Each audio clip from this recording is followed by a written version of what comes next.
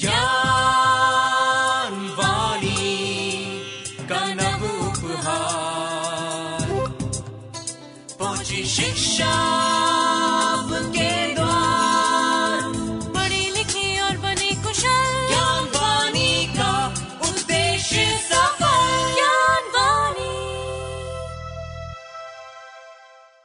नमस्कार श्रोताओं, स्वागत है आप सभी का हमारे शिक्षाप्रद और लाभप्रद कार्यक्रम साप्ताहिक ज्ञान पत्रिका में। आज के अंक में आपके साथ हूं मैं हरप्रीत कौर। इस कार्यक्रम के माध्यम से हम छात्रों और हमारे श्रोताओं को विभिन्न ज्ञानप्रद जानकारियों से अवगत कराते हैं। ये जानकारियां आपके भविष्य को एक नई दिशा देने में सहायता करती हैं। इन महत्वपूर्ण जानकारियों के बल पर आप अपने करियर से जुड़े अहम फैसले भी ले सकते हैं। आज के अंक में हमेशा की तरह शैक्षिक जानकारियां तो होंगी ही, साथ ही हम बात करेंगे करियर इन डेटा साइंस पर। इसके अलावा आपको बताएंगे कि आखिर भारत में कब और क्यों मनाया जाता है डॉक्टर्स डे। होगा और भी बहुत कुछ, लेकिन सबसे पहले इग्नू से संबंधित मुख्य जानकारियां संक्षेप में।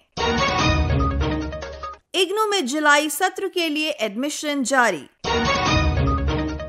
इग्नू ने बढ़ाई री रजिस्ट्रेशन की अंतिम तारीख। इग्नू ने आयोजित किया 29वां प्रोफेसर जी राम रेड्डी मेमोरियल लेक्चर। इग्नू ने आमंत्रित किए बेस्ट स्टार्टअप अवार्ड 2024 के लिए आवेदन। और इग्नू ने लॉन्च किए जुलाई सेशन से कुछ नए एकेडमिक प्रोग्राम्स। आप सुन रहे हैं साप्ताहिक ज्ञान पत्रिका सिर्फ ज्ञानवाणी FM 105.6 मेगाहर्ट्ज पर। इंदिरा गांधी राष्ट्रीय मुक्त विश्वविद्यालय में जुलाई 2024 के एकेडमिक सेशन के लिए एडमिशन जारी है। आप इग्नू के विभिन्न under graduate, post graduate, diploma, PG diploma, certificate और अवेयरनेस प्रोग्राम्स में अपनी रुचि के अनुसार एडमिशन ले सकते हैं। इग्नू ये प्रोग्राम्स ODL व ऑनलाइन माध्यम से ऑफर करता है। इग्नू के सभी प्रोग्राम्स में एडमिशन लेने की अंतिम तारीख 15 जुलाई 2024 है। आप इन सभी प्रोग्राम्स की विस्तृत जानकारी प्राप्त करने के लिए इग्नू की वेबसाइट www.ignu.ac.in से प्रोस्पेक्टस डाउनलोड कर सकते हैं। इग्नू के ODL प्रोग्राम्स में एडमिशन लेने के लिए छात्रों को ignuadmission.samarth.edu.in पर लॉगिन करना होगा। वहीं ऑनलाइन प्रोग्राम्स में एडमिशन लेने के लिए छात्रों को ignuiop.samarth.edu.in पर लॉगिन करना होगा। इंदिरा गांधी राष्ट्रीय मुक्त विश्वविद्यालय ने जुलाई 2024 के एकेडमिक सेशन में री रजिस्ट्रेशन की अंतिम तारीख को आगे बढ़ा दिया है। अब छात्र 15 जुलाई 2024 तक अपने प्रोग्राम के अगले चरण में री रजिस्ट्रेशन करवा सकते हैं। इसके लिए छात्रों को री रजिस्ट्रेशन पोर्टल onlinerr.ignu.ac.in पर लॉगिन करना होगा। अधिक जानकारी के लिए आप लॉगिन कर सकते हैं www.ignu.ac.in पर। इंदिरा गांधी राष्ट्रीय मुक्त विश्वविद्यालय ने 2 जुलाई 2024 को 29वें प्रोफेसर जी राम रेड्डी स्मृति व्याख्यान का आयोजन किया। इस व्याख्यान में मुख्य अतिथि के रूप में मौजूद थी जवाहरलाल नेहरू विश्वविद्यालय की माननीय कुलपति प्रोफेसर शांति श्री धूलीपुड़ी पंडित और सारस्वत अतिथि के रूप में मौजूद थे पद्म भूषण से सम्मानित भाषाविद प्रोफेसर कपिल कपूर। इस कार्यक्रम की अध्यक्षता की इग्नू के माननीय कुलपति प्रोफेसर नागेश्वर राव ने। इस कार्यक्रम की शुरुआत सम कुलपति प्रोफेसर उमा कांजी लाल द्वारा वेलकम एड्रेस से हुई। कार्यक्रम के बारे में मंच पर विस्तृत जानकारी सम कुलपति डॉक्टर श्रीकांत मोहपात्रा ने दी। डॉक्टर आलोक चौबे कुल सचिव इग्नू द्वारा धन्यवाद ज्ञापन दिया गया। इस कार्यक्रम का आयोजन इग्नू के बाबा साहेब अम्बेडकर सभागार में किया गया।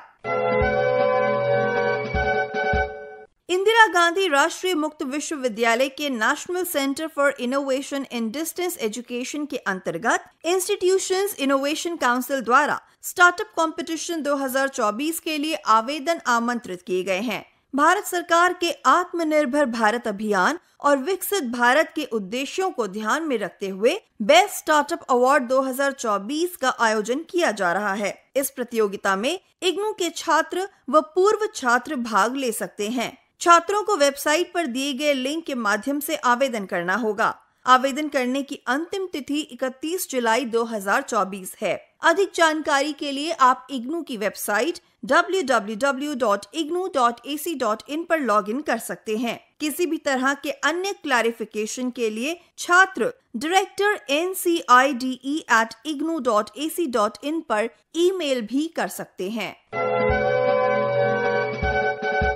इंदिरा गांधी राष्ट्रीय मुक्त विश्वविद्यालय के स्कूल ऑफ सोशल साइंसेज ने जुलाई 2024 के एकेडमिक सेशन में कुछ नए व महत्वपूर्ण प्रोग्राम्स लॉन्च किए हैं। इनमें से एक प्रोग्राम है PG diploma in rehabilitation psychology programme. इस प्रोग्राम को सफलतापूर्वक पूरा करने के बाद आप रिहैबिलिटेशन साइकोलॉजिस्ट के तौर पर काम कर सकते हैं। ये एक प्रोफेशनल प्रोग्राम है जिसे रिहैबिलिटेशन काउंसिल ऑफ इंडिया से मान्यता प्राप्त है। इसके अलावा इग्नू के स्कूल ऑफ हेल्थ साइंसेज ने भी एक विशेष प्रोग्राम लॉन्च किया है जिसका नाम है MBA health care and hospital management programme. इस प्रोग्राम का उद्देश्य ऐसी ट्रेन्ड वर्कफोर्स डेवलप करना है जो हेल्थ केयर इंस्टीट्यूशंस, हॉस्पिटल्स आदि में क्वालिटी हेल्थ केयर सर्विसेज प्रदान कर सकें। इस कोर्स की अधिक जानकारी और इसमें अप्लाई करने के लिए आप इग्नू की ऑफिशियल वेबसाइट www.ignu.ac.in पर लॉगिन कर सकते हैं।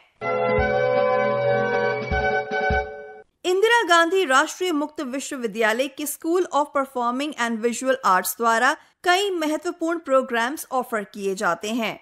इन रोजगार परक शैक्षिक कार्यक्रमों के बारे में जानकारी दे रहे हैं इग्नू के school of performing and visual arts से डॉक्टर गोविंद राजू भारद्वाज। हमारे पास सर्टिफिकेट प्रोग्राम से लेके PhD तक हमारे पास परफॉर्मिंग एंड विजुअल आर्ट के प्रोग्राम्स हैं। जैसे आप सर्टिफिकेट में देखेंगे तो सर्टिफिकेट में हमारे पास पेंटिंग है, अप्लाइड आर्ट है, उसके बाद Hindustani music, Carnatic music, Bharatanatyam dance, theatre arts. ये जो प्रोग्राम्स हैं हम सर्टिफिकेट लेवल पे जो 6 महीने के ड्यूरेशन के होते हैं उसको हम ऑफर करते हैं। अब आती है बारी डिप्लोमा प्रोग्राम की। हमारे पास अभी एक डिप्लोमा प्रोग्राम चल रहा है वो डिप्लोमा इन थिएटर आर्ट्स। एक 1 ईयर का ड्यूरेशन है जिसकी क्वालिफिकेशन 10+2 जो भी किया हुआ बच्चा है वो इसमें दाखिला ले सकता है। जहाँ तक बैचलर्स का सवाल है, bachelors in Hindustani music honours music में हम लोग ऑफर करते हैं। जहाँ मास्टर्स का सवाल है, हमारा masters in drawing and painting हम ऑफर करते हैं। तो श्रोताओं, ये थी इग्नू से संबंधित मुख्य शैक्षिक जानकारियां। आप सुन रहे हैं साप्ताहिक ज्ञान पत्रिका सिर्फ ज्ञानवाणी FM 105.6 मेगाहर्ट्ज पर। और अब समय है हमारे करियर सेगमेंट का, जिसमें आज हम जानेंगे कि किस तरीके से आप डेटा साइंस के क्षेत्र में अपना करियर बना सकते हैं। श्रोताओं, सबसे पहले हम समझ लेते हैं कि आखिर डेटा साइंस है क्या। अगर सरल शब्दों में डेटा साइंस को समझा जाए तो ये किसी भी विषय का विश्लेषण करने के लिए डेटा तैयार करने के तरीके को कहा जा सकता है। इसमें एडवांस डेटा विश्लेषण करने के लिए डेटा को छांटना, एकत्रित करना और उसमें हेर फेर करना शामिल होता है। डेटा साइंस एक इंटरडिसिप्लिनरी फील्ड है जिसमें स्ट्रक्चर्ड और अनस्ट्रक्चर्ड डेटा से जानकारी और आंकड़े निकालने के लिए वैज्ञानिक विधियों, प्रक्रियाओं, एल्गोरिदम और सिस्टम का इस्तेमाल किया जाता है। डेटा के प्रभाव का विश्लेषण करने वाले को डेटा साइंटिस्ट कहा जाता है। ये सॉफ्टवेयर इंडस्ट्री का एक नया फील्ड है जिस वजह से इसमें विशेषज्ञों की काफी डिमांड है। अगर आप IT सेक्टर में जाने का प्रयास कर रहे हैं तो ये फील्ड आपको भविष्य में अच्छे मौके दे सकता है। इस सेक्टर को बतौर करियर चुनने के बाद आप अच्छा सैलरी पैकेज और अच्छे स्तर पर प्रमोशन भी प्राप्त कर सकते हैं। डेटा साइंटिस्ट बनने के लिए computer science, maths, statistics, applied science, electrical engineering, mechanical engineering में PG कोर्सेज भी किए जा सकते हैं। करियर में तरक्की के लिए डेटा साइंस में आप PhD भी कर सकते हैं। डेटा साइंस वर्तमान समय में काफी महत्वपूर्ण हो गया है क्योंकि अब भारत का लक्ष्य मैन्युफैक्चरिंग, आर्टिफिशियल इंटेलिजेंस और इससे संबंधित तकनीकों का वैश्विक केंद्र बनना है। तो श्रोताओं, ये था हमारा आज का करियर सेगमेंट जिसमें हमने जाना डेटा साइंस के क्षेत्र के बारे में। आप सुन रहे हैं साप्ताहिक ज्ञान पत्रिका सिर्फ ज्ञानवाणी FM 105.6 मेगाहर्ट्ज पर। अब समय है हमारे अगले सेगमेंट का, जिसमें हम आपको देंगे रोजगार से संबंधित जानकारियां। इंडियन बैंक में deputy vice president, assistant vice president, associate manager आदि पदों के लिए आप 14 जुलाई 2024 तक आवेदन कर सकते हैं। अधिक जानकारी के लिए लॉगिन करें www.ibpsonline.ibps.in। भारत इलेक्ट्रॉनिक्स लिमिटेड में engineering assistant trainee, technician C grade और जूनियर असिस्टेंट के पदों के लिए आवेदन आमंत्रित किए गए हैं। आप इन पदों के लिए 11 जुलाई 2024 तक आवेदन कर सकते हैं। अधिक जानकारी के लिए लॉगिन करें www.bel-india.in। Hansraj college, university of Delhi में असिस्टेंट प्रोफेसर के 25 पदों के लिए आवेदन आमंत्रित किए गए हैं। आप इन पदों के लिए 12 जुलाई 2024 तक आवेदन कर सकते हैं। अधिक जानकारी के लिए लॉगिन करें www.colrec.du.ac.in पर। तो श्रोताओं, ये थी रोजगार से संबंधित जानकारियां। आप सुन रहे हैं साप्ताहिक ज्ञान पत्रिका सिर्फ ज्ञानवाणी FM 105.6 मेगाहर्ट्ज पर।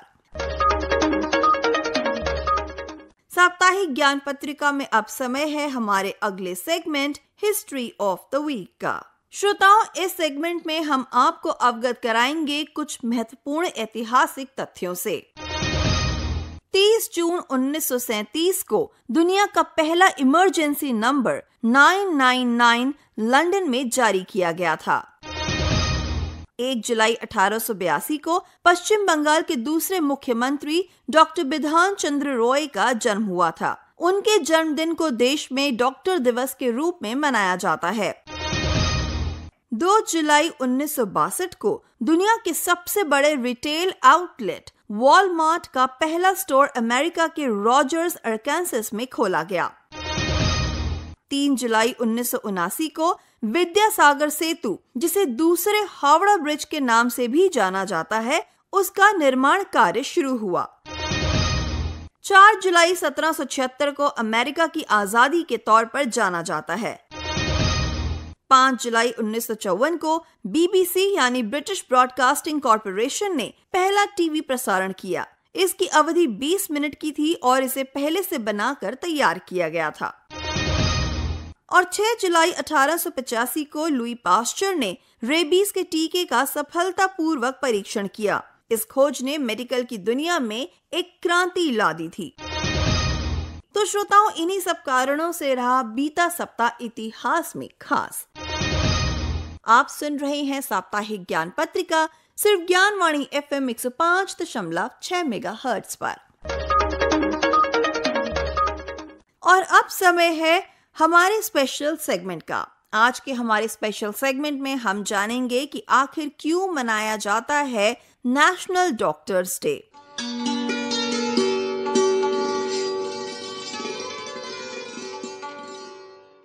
हर साल 1 जुलाई का दिन नेशनल डॉक्टर्स डे यानी राष्ट्रीय चिकित्सक दिवस के रूप में मनाया जाता है। इस दिन को मनाने की शुरुआत एक महान डॉक्टर की याद में हुई थी, जिनका नाम था डॉक्टर बिधान चंद्र रॉय। वे बंगाल के पूर्व मुख्यमंत्री भी थे। अपने खाली समय में भी डॉक्टर BC रॉय लोगों का बेहद कम फीस में इलाज करते थे। डॉक्टर रॉय को श्रद्धांजलि देने के लिए ये दिन मनाया जाता है। नेशनल डॉक्टर्स डे को मनाने की शुरुआत पहली बार वर्ष 1991 में हुई थी। डॉक्टर बिधान चंद्र रॉय ने भारत के हेल्थ केयर सेक्टर में एक बहुत महत्वपूर्ण भूमिका निभाई। उनके इसी योगदान को देखते हुए भारत सरकार ने साल 1976 में उन्हें भारत रत्न से सम्मानित भी किया। श्रोताओं, हम आपको बताना चाहेंगे कि हर साल डॉक्टर्स डे किसी न किसी थीम के अंतर्गत मनाया जाता है और इस वर्ष की थीम रखी गई हीलिंग हैंड्स केयरिंग हार्ट्स। तो ये था हमारा स्पेशल सेगमेंट, जिसमें आज हमने जाना कि आखिर क्यों और कब मनाया जाता है भारत में डॉक्टर दिवस।